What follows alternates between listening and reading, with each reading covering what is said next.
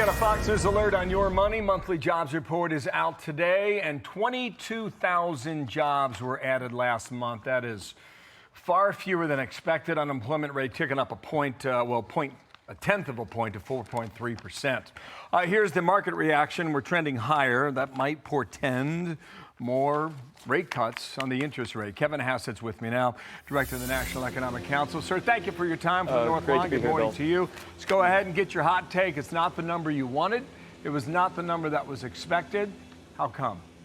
Right. Well, one of the things we know is that they've been really at BLS struggling with bad response rates. And Goldman Sachs put out a study yesterday that said that they've been messing up the August seasonals so much that over the last 10 to 15 years, they've tended to have to revise up the number by around almost 70,000 jobs when they get the new final surveys. So it's their fault? And so, well, I'm saying that this number, we expect this number will be revised up. That's been the pattern over and over. And if that happens, then it'll be consistent with all the other indicators we're seeing. Industrial production is at an all-time high. Capital spending is up 8% over the first half of the year after it being mostly flat under Joe Biden. And also within the jobs report we got today, there are a lot of really interesting and positive patterns. Thing one is that all the job creation is private sector job creation. Government workers are actually, their employment declined by 100,000.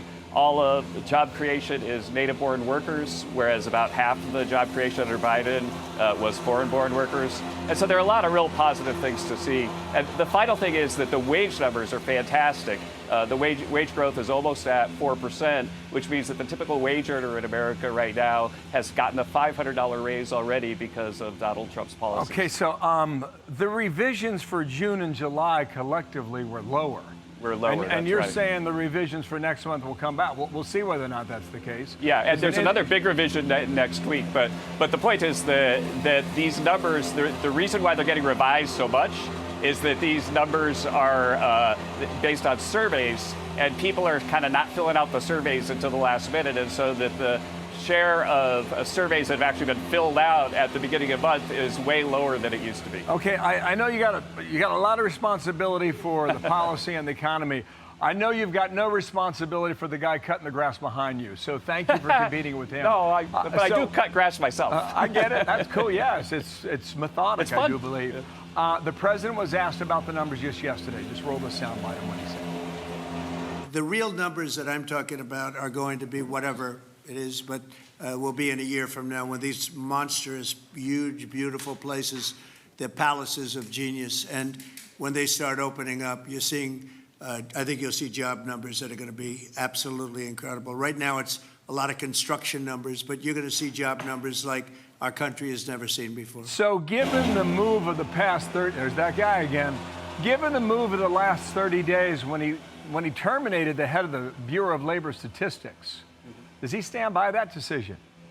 Yeah, I think that it's time to get the data much more modern and more reliable. And what the president was talking about is what you and I were just talking about, too. We're seeing a boom in factory construction. We're seeing a boom in capital spending.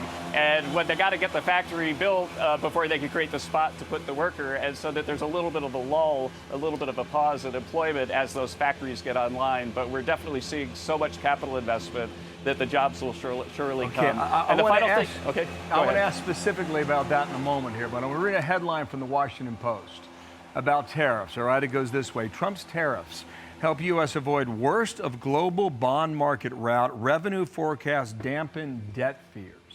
What's your reaction on that? Well, the tariff revenue has been rolling in even like at a surprisingly high level. Tariff revenues are right now forecast to be up by the OMB by almost $5 trillion over the next 10 years. And so a deficit situation that President Trump inherited from Joe Biden that looked very, very dire is now looking really pretty optimistic. If you add to it the spending cuts that we've had and the growth, the revenue we're getting from the growth that we estimate, then I feel very, very good about where bond markets should be. And you're seeing that in the actual interest rates. The 10-year rates are coming down, the 30-year rates are coming down. And so the market believes that these policies are good for our fiscal situation. All right, last point. It's September. Is Jerome Powell and the Fed still too late, in quotes? Well, I think that if you look at where the job market trends are, that it would have been in the early spring that the Fed could have, if they knew the data were going to look like that, begin cutting rates. Okay, and so listen, right now, futures markets are expecting them to cut rates about 3 times. We'll see whether or not we get 3 times. Yeah, that would be significant. We've got more questions. I hope you get a chance to come back because there'll be more to talk about, especially and bring the lawnmower again, okay? It's fun. Maybe we'll pick a different day. Thank you, Kevin. Kevin Hassett. Okay. I'm Steve Ducey. I'm Brian Kilmeade. And I'm Ainsley Earhart. And click here to subscribe to the Fox News YouTube page to catch our hottest interviews and most compelling analysis.